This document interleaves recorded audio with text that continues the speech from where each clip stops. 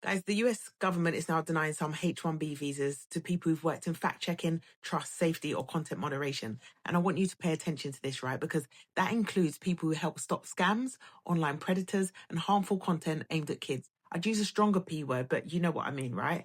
The current administration's guidance says that this kind of work might count as censorship of protected speech. I'm not just saying this either, right? That's actually policy level direction. At the same time, right? Platforms such as platforms like this, right, have been scaling back their own fact checking partnerships.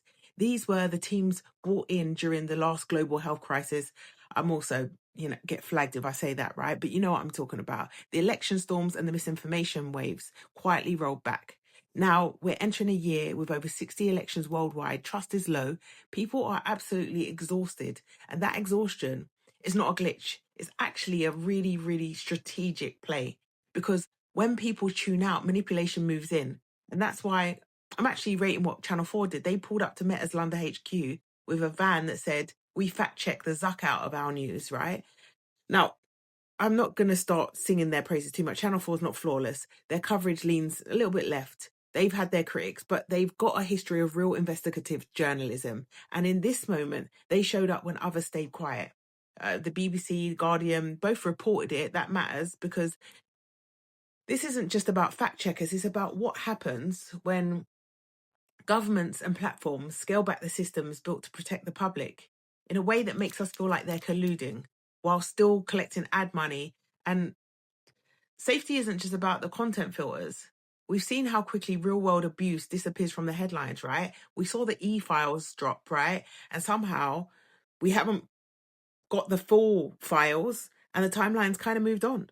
That wasn't just one man, that was a system. So when platforms cut safety teams and governments lock those workers out, we need to really start asking the question, who is being protected and who is being exposed?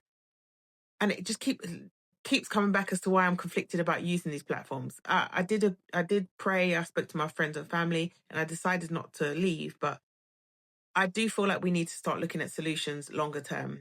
So whether you're a creator, a small business, a community organizer, your reach or my reach even shouldn't depend on the platform that can silence you overnight.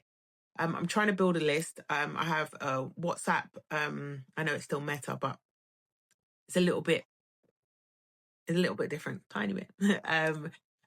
There's a link in my bio. I also have a Patreon. If you don't want to subscribe to the paid ones, you can just choose a free one, and it means that you'll join my mailing list. But yeah, we need to start thinking different. Anyway, let me talk to you in the comments.